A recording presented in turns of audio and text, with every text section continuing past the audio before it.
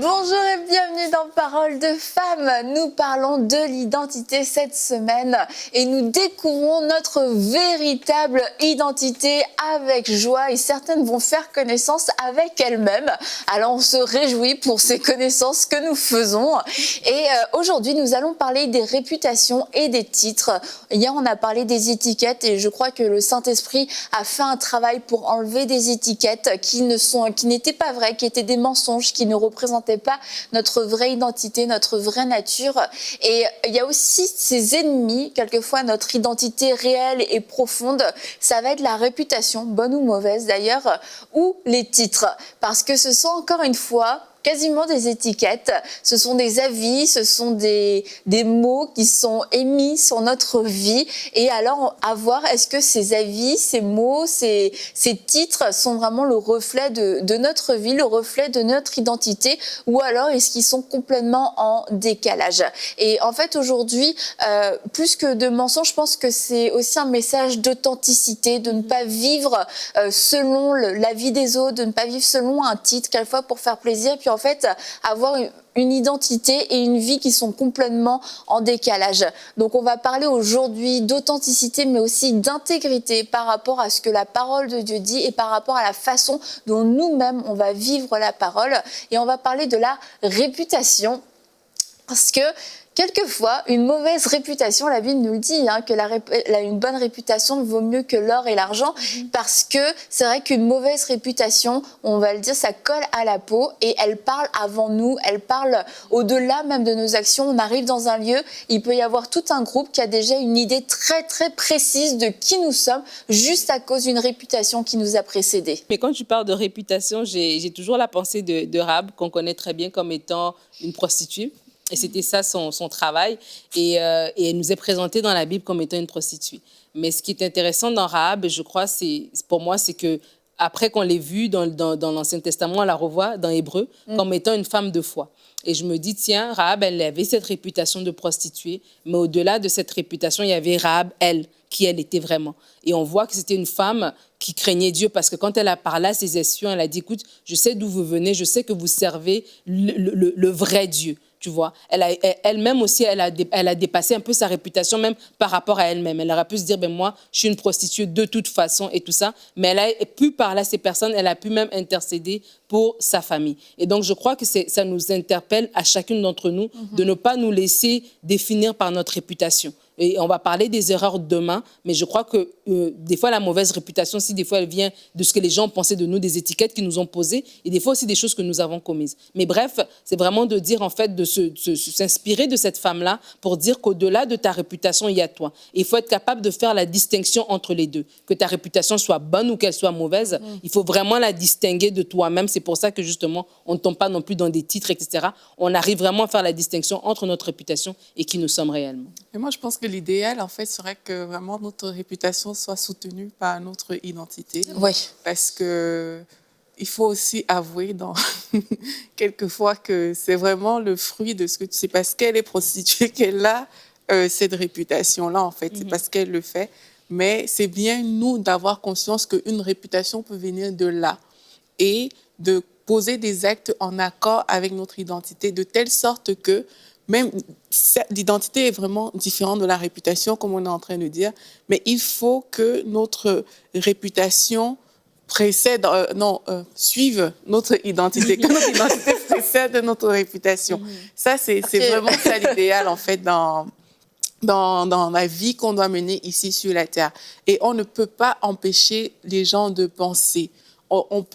Tu peux vouloir donner la meilleure image possible sur la terre, mais les gens vont toujours penser. Moi, je pense aux disciples. On a dit, par exemple, qu'ils ont bouleversé le monde. Dans les faits, ils ont bouleversé le monde.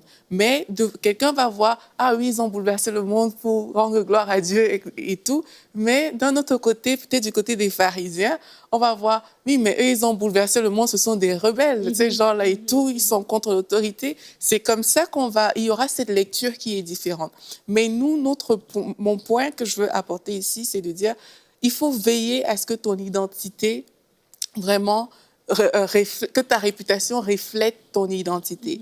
quand bien même les gens pourraient mal interpréter, parce que la réputation est sujette à plusieurs interprétations, toi, à ton niveau, veille à ce que tes actions, les actes que tu poses soient vraiment le reflet de ton identité en Christ. C'est ça, que lorsque la réputation est le reflet, c'est que la réputation est un miroir. Il ne fait que refléter ce qui existe déjà. Et c'est bien, du coup, dans ces cas-là. Mais sinon, lorsque c'est pas un reflet réel, ça va devenir un masque et ça devient un mensonge. Et quelquefois, c'est très lourd à porter parce que au final, c'est lourd à porter ou ça nous protège. C'est comme, c'est bon, ma réputation parle pour moi. Et il y a des personnes qu'on pouvait dire, ils sont intouchables à cause de leur titre, à cause de leur réputation, quelquefois de bienfaiteurs ou de personnes puissantes, etc. Et ce sont des gens qui ont dit intouchables. Et du coup, ils se cachent derrière cette réputation, derrière ces titres, pour faire des choses abominables. Et ça ne doit pas être notre cas. Vraiment, ça doit être le reflet, comme tu disais, Aurélie, de qui nous sommes réellement. Et c'est pour ça, Rahab, oui, c'est vrai que sa réputation venait de ce qu'elle faisait réellement, mais elle est allée au-delà. Elle s'est pas dit, je suis juste une prostituée. Tout le monde sait que je suis une prostituée. Ces hommes savent que je suis une prostituée. Si je leur demande cette faveur, probablement qu'ils vont même pas me l'accorder. Non, elle est vraiment allée au-delà et on a vu, oui, c'est une femme de foi et aujourd'hui, on l'appelle encore Rahab la prostituée, mais c'est Rahab la femme de foi, celle qui a caché des espions, celle qui a fait basculer, cette bataille-là, qui a donné un avantage en faisant un acte de foi, un acte d'intelligence. Et ce que moi j'aime avec Dieu aussi, c'est que vraiment là où les hommes peuvent regarder vraiment au manquement et justement pointer du doigt comme ça, c'est la prostituée. Dieu, il ne considère pas ces choses-là. Et on voit même dans la descendance, la lignée de Christ, il y a Rahab qui est là, tu te dis, waouh! Donc Dieu, c'était en fait, elle a pris cette décision-là de destinée et Dieu n'a même pas tenu compte de sa réputation à elle pour pouvoir justement faire d'elle la femme qui voulait qu'elle soit, qui est dans cette lignée de Christ. Et quelquefois, on peut se limiter à cause de notre réputation, mais vraiment, il faut qu'on apprenne à marcher vraiment sur la base de ce que le Seigneur dit de nous. Il faut qu'on puisse savoir pourquoi est-ce que je suis réputée au ciel, moi? Est-ce que je suis réputée déjà au ciel? Est-ce qu'on me connaît? Si on ne se connaît pas, c'est que bon, là, il y a... Quelle est ma réputation au ciel? Qui es-tu? Donc, sincèrement, on est tellement préoccupés parfois par les choses sur la terre. Là, on parle de notre identité et tout. Mais si on comprend que notre identité se définit en Dieu d'abord, mais ce qui doit nous intéresser, c'est comment est-ce que Dieu me connaît. Du coup, comment est-ce que je suis connue au ciel? Est-ce que je suis connue au ciel comme étant cette personne que je veux vraiment? Ou alors au ciel, je suis inconnue notoire, mais sur la terre, je suis hyper populaire. Donc là, si à ce niveau-là, ça ne fonctionne pas, c'est qu'on a une mauvaise réputation. Même si sur la terre, ta réputation est tu es la femme la plus influente et tout, si au ciel, tu es inconnue, c'est que, en fait, ta réputation n'est pas bonne. Donc, on revient toujours à cette identité par rapport à Dieu et à une réputation qu'on peut avoir sur la terre. Et tu sais, quand on était... Moi, j'y pensais, on parle de la réputation, de l'identité, de l'importance de justement... parce que beaucoup de gens mettent beaucoup d'emphase sur leur réputation et des fois vont être tristes d'avoir une mauvaise réputation et tout ça, ne sachant pas, en fait, même se questionner par rapport à leur identité.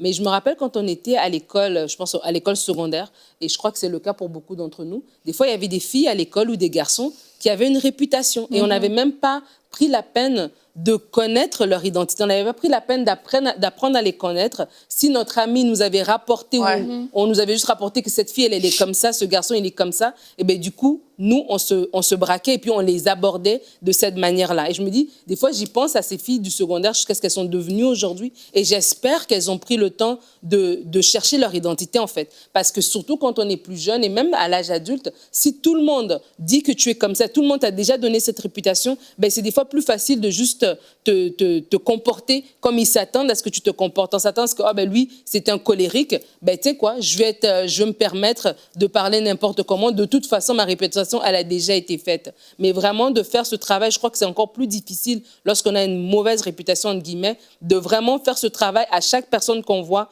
de non, on va repartir à zéro, on va partir sur des nouvelles bases, voici qui je suis. Et de nous aussi, à l'inverse, lorsque nous connaissons des gens que par réputation, de faire le travail, de les connaître réellement, de ne pas s'arrêter à ces réputations, qu'elles soient bonnes ou mauvaises, mais de prendre le temps de les connaître réellement. Moi, je me dis, on parle de Rahab qui a gardé les espions, mais les espions, quelque part, ils ont fait confiance à Rahab, que ouais, ils allaient rester cachés et elle n'allait pas les vendre, parce que je veux pas son travail, c'était une personne qui échangeait des services pour de l'argent. Alors, quelqu'un d'autre aurait arrivé, est-ce que tu as vu des espions? Ah ouais, ils sont par ici. Mais ils ont cru qu'elle allait vraiment aussi tenir sa parole, alors que peut-être elle n'avait pas une réputation de quelqu'un à qui tu peux vraiment faire confiance, tu vois. Et donc, je crois que nous aussi, quand on connaît peut-être des gens par réputation, mais qu'on fasse ce travail aussi de dire non, je veux la connaître par identité. Des fois, il y a des bénédictions aussi, on va découvrir des gens, on va dire, ah tiens, j'avais toujours entendu ça de toi, mais en fait, tu es complètement différente. On va découvrir des choses et des personnes extraordinaires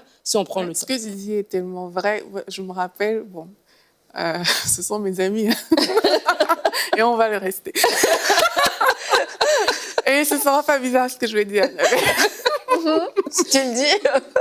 Donc, quand on était à l'université, moi, j'avais un groupe d'amis. Et là, dans le groupe, il y avait une qui n'aimait pas l'autre. Tu vois? Donc, du coup, nous, on ne cherchait pas à côtoyer l'autre du tout parce qu'il devait avoir tension dans le groupe. Mais plus tard, quand je suis arrivée en Belgique, mais l'autre fille, j'ai été amie avec elle. Et là, j'ai découvert quelqu'un de vraiment bien, quelqu'un d'extraordinaire. J'ai envie de dire même un peu plus que...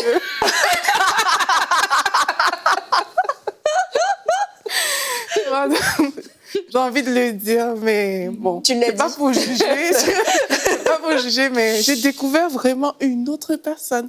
Et là, en fait, maintenant, moi, je disais à mes amis, mais en fait, on ne la connaît pas. On ne la connaît pas. C'est vraiment quelqu'un de bien et tout. Et j'ai réalisé ce que Nadine était en train de dire, à quel point, juste parce qu'on est amis avec des gens, on peut mépriser l'autre.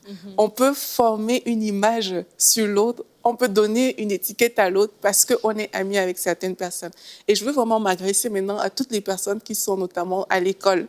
Parce que je sais qu'à l'école, c'est des choses qui sont très fréquentes dans la vie en général, mais à l'école, c'est comme s'il y a souvent une ampleur et une force encore plus prononcée sur ces choses-là. Donc, si toi qui nous écoutes aujourd'hui, tu es à l'école, peu importe la classe où tu es, tu peux même être à l'université, vraiment, je t'encourage à, comme Nadine disait tout à l'heure, à ne pas regarder quelqu'un juste sur la base de ce que tu as entendu de cette personne-là, sur la base de ce qu'on t'a dit, mais prends le temps d'aller vers la personne, de côtoyer la personne, et tu découvriras peut-être une amie de destinée, peut-être que quelqu'un que Dieu a placé sur ta vie. La fille dont je parle là en Belgique, c'est une fille qui m'a tellement aidée, je ne pouvais même pas m'imaginer en fait. Mais si j'étais restée juste dans le regard qu'on m'avait dit d'elle, ce que je pensais, je n'aurais jamais pu bénéficier de ces choses. Donc, c'est vraiment important de faire ce pas et de regarder les gens pour ce qu'ils sont vraiment, pour ce que Dieu dit d'eux, et de faire le pas de l'approche avant de pointer du doigt ce qui n'est pas bien d'ailleurs. Et la réputation, c'est vrai, quelquefois, elle peut être fondée sur certaines actions qui ont été posées, mais ça reste quand même un avis qui est très subjectif. Et quand on parle de réputation, on ne parle pas d'être un personnage public, on peut avoir une réputation pour 2-3 personnes. On habite dans un immeuble, il y a peut-être 2 personnes qui ont un avis sur nous, c'est une réputation. Donc, c'est pas quand on parle de réputation, oui, moi, je n'ai pas de réputation, je ne suis pas connue. Non, c'est juste ce que les gens disent de toi. Oh, lui, il sort jamais ses poubelles. Pourquoi? Parce qu'une fois, il n'a pas sorti ses poubelles. Ah, eux, ils sont sales. C'est des réputations parce qu'il y a quelqu'un qui a eu un jour une expérience et puis qui en fait une généralité et qui transmet son avis à quelqu'un d'autre. Moi, je me souviens, une fois, on était dans un aéroport. Et on a dû faire un truc que je déteste faire, c'est tu dois ouvrir ta valise au comptoir parce que il y a 300 grammes de trop. Et là, il faut que tu trouves un truc à enlever. Quand tu ouvres ta valise, tu tombes jamais sur la bonne chose. Et une fois, on était dans un aéroport en train de faire ça. Et puis en plus, on était en retard. Et là, il y a des gens qui arrivent. Oh là là, ils voulaient parler, prendre une photo et tout. Mais là, c'est comme non. non, c'est vraiment pas le moment. Et tu dis déjà, tu es en train de suer et tout. Juste, tu penses, qu'est-ce qui est visible en ce moment dans ma valise pendant que je suis en train de parler. Ah tiens, ça, ça. Arrête, c'est horrible. Et du coup, j'ai repensé quelquefois à cette scène-là parce qu'une fois que tout est fini, tout est passé, qu'on est assis dans l'avion, ma valise est partie, elle est refermée, j'ai pas manqué mon avion. Bon, bah voilà, tout est fini, tout est oublié, c'est bon. Et je repense aux gens qu'on a croisés quelques temps avant, je me dis, j'ai pas été très sympa, je crois. J'ai pas été horrible, hein, mais j'ai pas été hyper sympathique. Et là, c'est facile de se dire, en fait, franchement, elle est pas sympa. Et c'est parce que ce jour-là, à ce moment-là, ma valise était ouverte, j'étais en retard, c'était pas le moment propice pour personne, envers moi, pour développer une discussion, etc. Et en fait, quelquefois dans notre vie, c'est exactement le genre de situation dans laquelle on va se retrouver, on va nous rencontrer, on va nous côtoyer. Ça va être une première impression, puis c'est pas une bonne première impression. On dit, tu vois, non, celle-ci, elle est pas sympa. Ah non, lui, franchement, laisse tomber, il s'énerve pour un rien. Mais parce qu'il y a tout un contexte, en fait, derrière. Et c'est l'image qu'on garde. Mais après, c'est vraiment à nous aussi, parce que c'est les gens, hein, c'est nous qui construisons la réputation de quelqu'un d'autre. C'est d'être aussi sage.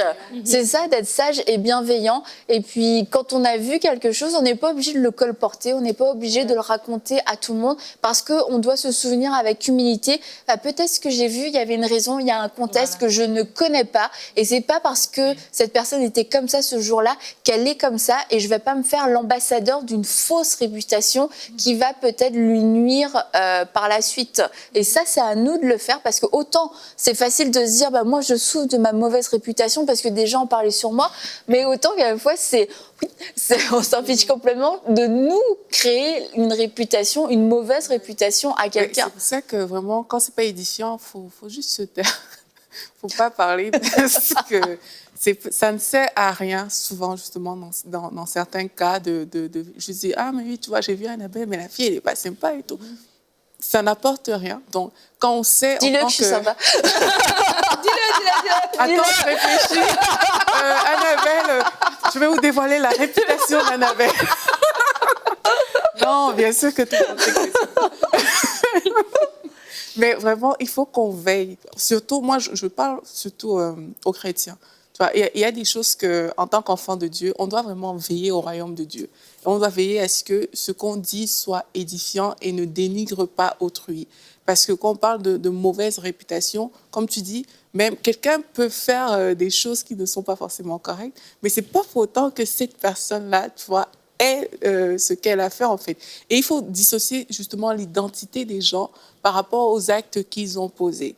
Et quand tu dissocies cette identité, déjà, je pense qu'on doit même juste, avant même d'aller plus loin, demander à Dieu de sanctifier nos yeux. Parce que quand tu vois quelqu'un, par exemple, poser un acte qui est, entre guillemets, négatif, mais c'est la compassion qui doit te porter, en fait. Si tu n'es pas porté par la compassion, tu vas créer des mauvaises réputations. Tu vas créer tu vas bâtir, en fait, des murs dans la vie des personnes qui auront une mauvaise réputation, mais c'est important de changer ces choses-là et de se fier vraiment à ce que Dieu dit. Comment est-ce que Dieu voit la personne qui est en face de moi? Chrétien, païen, peu importe. Comment est-ce que Dieu voit cette personne? Est-ce que Dieu la voit avec toutes ses fautes, avec toutes ses erreurs? Et il se rappelait que nous-mêmes, si ça ne dépendait que de nous, on n'aurait pas une bonne réputation là. C'est Dieu qui fait la différence. Et quand tu le comprends, tu vois beaucoup plus loin que les fautes de quelqu'un. Du coup, tu n'es pas prêt à juger ou à pointer du doigt pour que cette personne ait une mauvaise réputation. Mais tu sais, en fait, il faut être indulgent, en fait, ce que tu es en train de dire. C'est qu'il faut être indulgent envers les autres et envers nous-mêmes.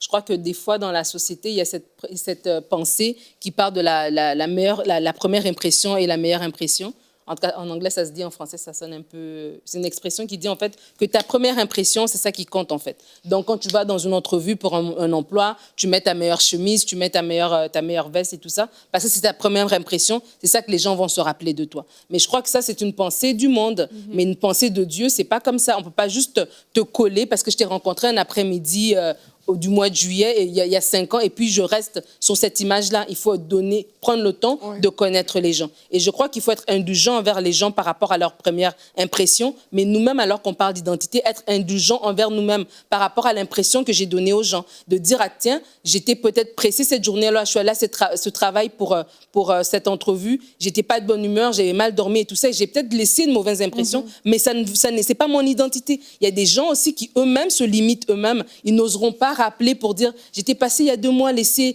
mon CV, est-ce que vous avez reconsidéré ma candidature? Pourquoi? Parce qu'eux-mêmes, ils se sont limités à la première impression qu'ils ont donnée. Mais s'ils se disent, tiens, c'est pas mon identité, peut-être que l'entrevue ne s'est pas bien passée, et là, je parle vraiment par rapport à un truc de travail, peut-être l'entrevue s'est pas bien passée, mais prends ton courage à 2 mains, retourne et dis, tu sais, est-ce que je pourrais avoir un deuxième entretien? J'ai comme l'impression peut-être mon premier entretien n'était pas, ne reflétait pas l'étendue de mes qualifications. J'aimerais demander un deuxième entretien. Et c'est peut-être, OK, tiens, OK. Et dans ce deuxième entretien, il y a autre chose qui va se développer. Donc, ne nous laissons pas nous-mêmes aussi enfermer par les premières impressions que nous avons données aux gens. Ne laissons pas cette première impression affecter notre identité par rapport à ça, mais au contraire, si on trouve que, tiens, là, j'ai laissé une mauvaise impression, là, j'ai laissé une mauvaise réputation, mais tiens, je peux la corriger.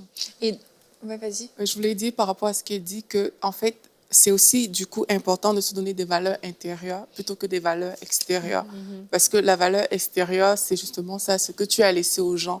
Mais quand tu comprends tes valeurs intérieures et que c'est elles, justement, que tu cherches à démontrer, que c'est elles que tu cherches à faire ressortir, qui sont des bonnes valeurs, des valeurs de Dieu, mais ça fait aussi une différence dans ces cas-là. Donc, c'est vraiment l'intérieur compte beaucoup, beaucoup plus que l'extérieur. C'est ça que j'ai envie de dire. Et aussi, je voulais qu'on parle des titres, parce que dans notre milieu chrétien, il y a des titres, et quelquefois, ces titres ne sont pas non plus le reflet de ce qu'on vit, et nos titres ne sont pas non plus notre identité. Et c'est vraiment important de faire cette différence, parce qu'un titre peut nous faire passer pour la personne la plus spirituelle, la plus sainte possible, celle qui est près de Dieu, mais ça reste juste un titre, et Dieu n'est pas impressionné par ce titre. Dieu cherche une relation au-delà du titre, et puis quand on est dans la présence de Dieu, tous les titres tombent. Il nous appelle par notre nom, il va venir toucher les profondeurs de notre cœur, il veut pas qu'on lui prêche un message si on est prédicateur, si on est pasteur, il veut pas qu'on lui fasse du conseil pastoral. Donc devant Dieu, ça n'a plus d'importance. Et en fait, les titres dans certaines vies peuvent prendre énormément de place, et on peut vivre à travers ce titre. Je suis diacre, je suis ancien, je suis pasteur, je suis prophète, je suis bishop, archibishop, révérend, évêque, tout ce que tu veux.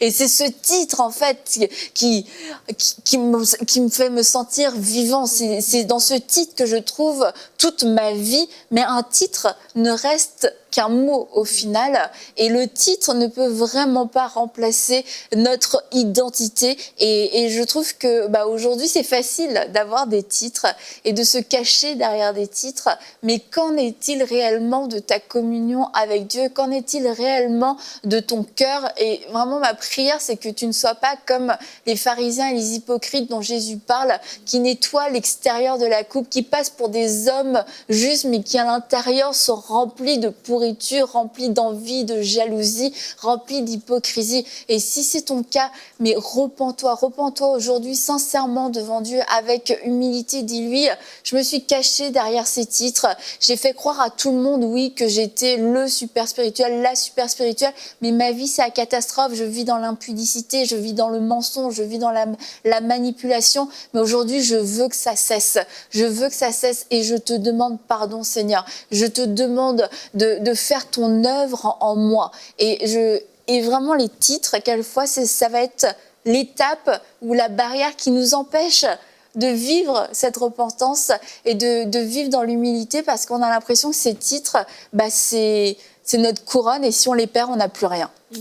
Mais c'est pour ça que c'est important, en fait, on parle de l'identité, que nous-mêmes, on puisse faire ce travail-là. Parce que des fois, les titres, c'est les autres qui vont nous les donner. C'est rare que tu arrives et puis tu imposes, voilà, à partir d'aujourd'hui, appelez-moi un tel. Mais les gens vont te... J'avais oublié celui-là, pardon.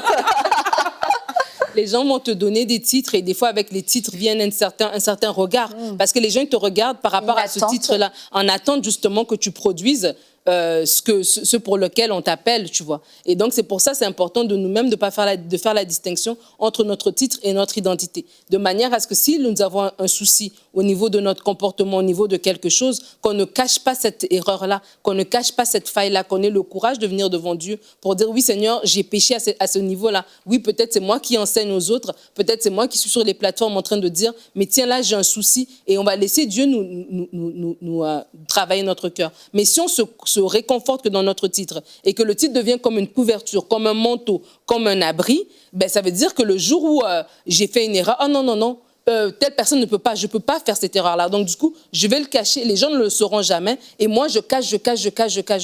Et c'est pour ça que c'est super important d'être honnête avec soi-même. Je partage souvent ce texte de David parce qu'il me touche à chaque fois comment David a fait une erreur et Nathan a pu lui dire, tiens, David, s'il y avait un monsieur qui avait juste une seule brebis, etc., et puis David reconnaît sa faute. Tu sais, il avait tout le titre, il avait déjà la culture même, le protéger, etc. Mais il dit, il rend compte devant Dieu. Il a senti tout de suite que non, c'est devant Dieu que je dois rendre des comptes. Et là, j'ai mal fait devant Dieu. Et donc, je crois que c'est vraiment important à nous tous qui sommes sur des plateformes, à nous tous qui avons des titres, que ce soit dans l'église ou en dehors, de se dire, tiens, mon titre, oui, c'est peut-être un certain niveau, une certaine responsabilité que Dieu me donne, mais mon titre n'est pas mon identité. Le soir, quand je me couche, je ne suis pas pasteur un tel, je suis juste moi. À la fin de la journée, je dois rester moi, justement, je dois avoir cette authenticité devant Dieu, sinon je vais me perdre et c'est facile. Après, tu vas voir des gens qui tombent, tu dis, mais comment il est tombé? Il n'est pas tombé aujourd'hui. Ça fait 20 ans qu'il est en train de petit à petit tomber, mais il n'a pas réalisé pourquoi, parce que son identité, il l'avait rattaché à son titre et non vraiment à son vrai comportement. Et ce qu'il y a aussi avec le titre, justement, c'est que ça peut créer la honte, dans le sens que il y a tellement de regards qui sont sur toi et puis tu te dis, mais je ne peux juste pas me permettre. Mais vraiment, l'identité, c'est aussi cette conscience de notre position en Christ et la capacité d'agir en étant conscient de cette position-là. Donc moi, je vais encourager les personnes, justement, si vous nous écoutez, à cause de votre titre, vous n'avez pas pu dire, en fait, la vérité, vous n'avez pas pu juste vous ouvrir parce que finalement, vous avez honte. Moi, je suis assistant pasteur, mais voilà, je me retrouve dans le péché, je me retrouve ici. Qu'est-ce que ça signifie pour les autres, en fait? Donc moi, je vous encourage à vraiment, déjà, vous répondre vers Dieu, mais allez voir votre pasteur. Si vous êtes pasteur, allez voir une autre autorité spirituelle de confiance que le Saint-Esprit vous mettra à cœur et vraiment dites ces choses à ces personnes-là. Parce que malheureusement, quand on parle de ça, en moi, il y a quelque chose qui me dit, il y a beaucoup de personnes qui souffrent en fait à cause des titres. C'est devenu une souffrance parce que la honte, la culpabilité, toutes ces choses sont rentrées là-dedans et ces personnes veulent, mais elles ne peuvent pas à cause de ce regard-là sur elles. Donc vraiment, faites le choix aujourd'hui. On peut prier pour ces personnes-là peut-être rapidement. Et je voudrais juste vous dire que c'est préférable pour vous d'être dépouillé d'un titre, peut-être juste pour un temps, pour une saison, pour que vous puissiez retrouver votre vraie identité et que ce sera la vraie liberté parce que ce que vous êtes en train de vivre, c'est une prison. Vous êtes captif. Et ce titre, c'est comme un verrou, c'est comme un cadenas sur votre vie. Vous voulez être libéré, vous voulez vivre cette pleine libération. Faites sauter le cadenas, que la porte s'ouvre dans votre vie en laissant ce titre. Amen. Seigneur, nous te disons merci pour nos frères et sœurs qui écoutent en ce moment et qui sentent ce poids, Seigneur, cette pression du titre qui est rattachée à leur vie. Seigneur, ces personnes ont peut-être commis certaines erreurs et aujourd'hui, la honte, la culpabilité, le remords, toutes ces choses sont rentrées dans leur cœur et elles en ont marre. Seigneur, je prie afin que tu leur donnes du courage, le courage pour affronter ces réalités, le courage d'avouer ces choses, Seigneur, à des responsables, à des aînés et à toi principalement, Seigneur Dieu. Je prie afin que tu leur donnes cette force et que ce pouvoir qui les tenait à l'intérieur, Seigneur, je prie afin qu'il soit brisé maintenant au nom de Jésus-Christ. Ce pouvoir de l'ennemi qui faisait que la culpabilité ne faisait que s'accroître, le remords, qui faisait que la cachotterie ne faisait que s'accroître, Seigneur. Je prie afin que cela soit brisé maintenant par l'autorité et la puissance de Jésus-Christ. Merci parce que ces cœurs sont libres, ces cœurs sont relâchés, ces personnes, ils parlent, Seigneur, ils peuvent s'exprimer. Et merci pour tous les témoignages qui ressortent de la vie de mes frères et sœurs. Merci, Seigneur Jésus-Christ. Amen. Et on se retrouve demain pour une prochaine émission de Paroles de Femmes.